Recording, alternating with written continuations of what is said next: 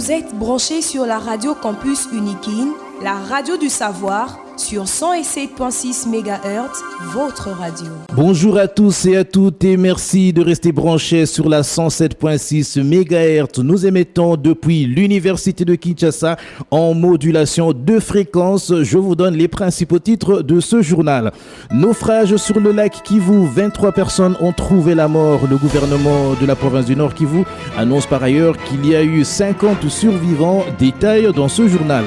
En sport, les Léopards Football U20 ont remporté le tournoi de l'Union des fédérations de football de l'Afrique centrale UNIFAC. Ils ont battu les Diables Rouges du Congo-Brazzaville 2-1. Ils sont qualifiés pour la CAN U20 de 2025. Et puis, décès d'un professeur à la faculté des lettres et sciences humaines, le professeur Bernard Passikama a attiré sa révérence. Détail dans ce journal. À la présentation, Jean-Paul Mbouya Koutoumissa. Naufrage sur le lac Kivu, un bateau en provenance de Calais au sud Kivu a chaviré avec des dégâts importants. 23 personnes ont été tuées dans le naufrage. 50 survivants ont été enregistrés par le gouvernement provincial. On écoute le commissaire divisionnaire Ekouka Lipopo, vice-gouverneur de la province du Nord Kivu. Le gouvernement provincial du Nord Kivu a la profonde douleur d'informer l'opinion nationale et internationale que l'avant-midi de ce jeudi 3 octobre 2024 vers 11h, au large de la ville de Goma, commune de Goma, au quartier Kieshero, il y a eu naufrage du bateau MV Merdi en provenance de Minova, territoire de Calais, province du Sud Kivu, à plus ou moins 700 mètres du quai du port de Kituku. Les causes de l'accident restent encore à déterminer par une équipe d'enquête ad hoc pour établir les responsabilités des uns et des autres. À ce stade, le bilan provisoire se présente comme suit: 23 décès, 50 survivants qui sont actuellement pris en charge dans des structures sanitaires de la ville de Goma, plusieurs marchandises et produits vivriers destinés au commerce en partance pour le marché de Kituku coulé. Le gouvernement provincial du Nord Kivu tient à présenter ses condoléances les plus attristées à toute la République en général, aux familles éprouvées et aux provinces du Nord et du Sud Kivu en particulier. Enfin, le gouvernement provincial invite à cet effet la population à l'apaisement, à la solidarité et à l'union de prière en ce moment de dure épreuve. Vous venez de suivre le commissaire divisionnaire Ekouka Lipopo, vice-gouverneur de la province du Nord Kivu. Le développement de la province de la Mongala était au centre d'un échange entre le ministre d'État en charge du développement rural, Mohindo Nzangi, et le gouverneur de la province de la Mongala. La réhabilitation des routes a été évoquée. On écoute le gouverneur de la province de la Mongala, Jean-Colin Makaka. Nous allons descendre dans la province de Sidou-Bangui pour effectuer la route Sidou-Bangui jusqu'à la Mongala. C'est le plus grand bénéfice que j'ai obtenu pour la province de la Mongala. La plus grande masse populaire de la RDC se trouve à l'intérieur, au Congo profond. Et cette population qui est au Congo profond vit dans des conditions aussi précaires. Il y a des problèmes de route, il y a le problème de l'eau potable, le problème de l'énergie, beaucoup de problèmes qui nécessitent son implication personnelle afin de relever quelque peu le niveau de vie de nos frères qui sont dans les fonds et là où nous sommes. La Mongala, plus particulièrement, est confrontée par le problème des routes. Nous sommes une province essentiellement agricole. Alors pour que vous puissiez produire, il faut avoir des routes.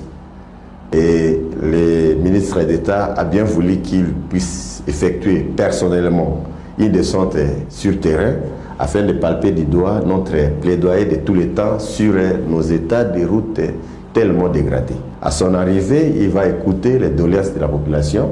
Il a le problème de l'énergie solaire, il va aussi écouter ces doléances de la population. Donc c'est une mission bien ciblée, une mission qui aura un impact pour la vision du chef de l'État lors de son deuxième mandat ici. La volonté, c'est une conscience patriotique. Vous venez de suivre le gouverneur de la province de la Mongala, Jean-Colin Makaka. Procès RDC-Rwanda à la Cour de justice des États de l'Afrique de l'Est, EAC. L'affaire est prise en délibéré. Je vous rappelle que le Rwanda a demandé à la Cour de se déclarer incompétente. Le vice-ministre congolais de la Justice, Samuel Mbemba, a pris part à l'audience. Il nous relate son déroulement. Voici ce qui a lieu de retenir concernant la première audience qui a eu lieu à Arusha. 1. Les juges de la Cour de justice de l'EAC ont eu une attitude d'impartialité et d'équité vis-à-vis des deux parties. Ceci est un bon signe pour la suite de la procédure. 2. Les avocats du Rwanda étaient manifestement préparés à bloquer la procédure. Leur ligne principale de défense était notamment le rejet de tous les dossiers, tous les documents en français, notamment la procuration des avocats et les rapports des Nations Unies qui confirment la présence militaire du Rwanda en RDC. 3. La Cour a demandé à toutes les deux parties, donc aux avocats, de plaider à charge pour la RDC d'introduire dans un délai de 24 heures la procuration des avocats établis en anglais. Devoir que nous avons déjà rempli. 4. Nous avons donc plaidé sur les autres documents que le Rwanda avait envoyés bien avant pour demander à la Cour de se déclarer incompétente au motif principal que les faits dénoncés par la RDC sont antérieurs à son adhésion à l'EAC. 5. Les plaidoiries ont porté sur les éléments indiqués au point 4. 6. Comme cela se passe devant toutes les juridictions, la Cour a pris en délibéré ce premier débat sur sa compétence. Elle se prononcera par une décision avant d'entamer le fond. C'était le vice-ministre congolais de la Justice, Samuel Mbemba. Le gouvernement central de la RDC a décidé de baisser le prix du carburant à la pompe, acheté récemment à 3 440 francs le litre. L'essence se vend désormais à 2 940 francs. Un bénéfice de 500 francs peut être fait sur chaque litre de carburant. À l'université de Kinshasa, nous avons l'expertise dans le secteur de la macroéconomie. Le professeur Kabeya Chikoukou de la faculté des sciences économiques et de gestion parle d'une mesure qui aura des effets positifs dans presque tous les secteurs. On l'écoute. Je voulais dire toute ma satisfaction parce que il n'y a pas de décision plus transversale et plus générale que cette décision-là. 2 petites ou 3 petites raisons sont à donner. La première raison, c'est que le pétrole, c'est l'énergie. L'énergie est la première donnée de toutes les nations. Qu'il y ait l'industrie ou qu'il n'y ait pas d'industrie, l'énergie, pour tout ce qui est vivant, est la première donnée et la première condition. Lorsque, pour une économie, on réduit le coût de l'énergie, mais ça veut dire que dans tous les compartiments de l'économie, ça se fait ressentir de manière positive.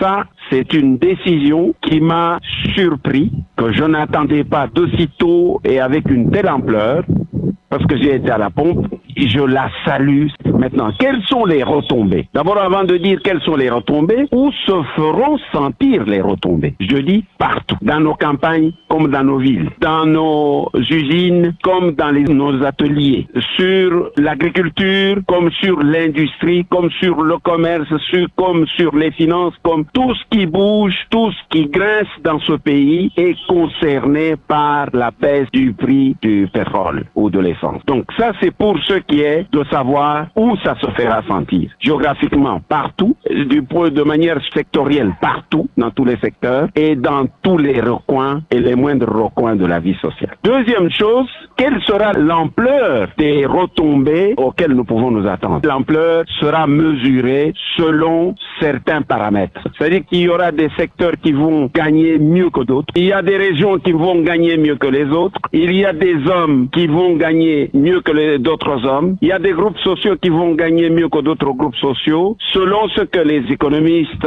appellent l'élasticité, c'est-à-dire la capacité à réagir à un stimulus comme celui-là, à quelque chose qui stimule comme celui-là. Vous avez suivi le professeur Kabeya Chikuku de la faculté des sciences économiques et de gestion de l'université de Kinshasa. À la faculté des lettres et sciences humaines, on compte un nouveau cas de décès. Le professeur Bernard Passikama a tiré sa révérence. Le professeur Bernard Passikama enseignait au département des lettres et civilisations françaises. Le programme des obsèques vous sera communiqué dans nos prochaines éditions. En sport, la RDC a été sacrée championne de l'UNIFAC, Union des fédérations de football d'Afrique centrale, pour le compte des moins de 20 ans. Les Léopards ont battu les Diables Rouges du Congo-Brazzaville sur le score de 2-1. Grévy Tamboué est analyste sportif. Il décortique la victoire des Léopards. D'abord, l'état d'esprit qu'il faut saluer, l'état d'esprit quand insulte le technicien congolais à cette sélection nationale. On voit que ce sont des jeunes gens, mais ils font preuve de beaucoup de maturité. Et moi, je pense que pour cette Coupe d'Afrique des Nations, le technicien, le staff technique va travailler efficacement. Mais là, je pense qu'au moment venu, les sélectionneurs et surtout son staff vont travailler efficacement pour renforcer cet effectif et puis montrer de belles choses parce que cette équipe représente l'avenir du football congolais, comme l'avait d'ailleurs signifié avant leur départ pour Brazzaville. Vous avez suivi Grévy Tamboué, analyste sportif, des propos recueillis par Jonathan Kachama. C'est la fin de ce journal. Je vous rappelle les principaux titres. Naufrage sur le lac Kivu. 23 personnes ont trouvé la mort. Information livrée par le gouvernement provincial du Nord Kivu. Vous avez eu les détails dans ce journal.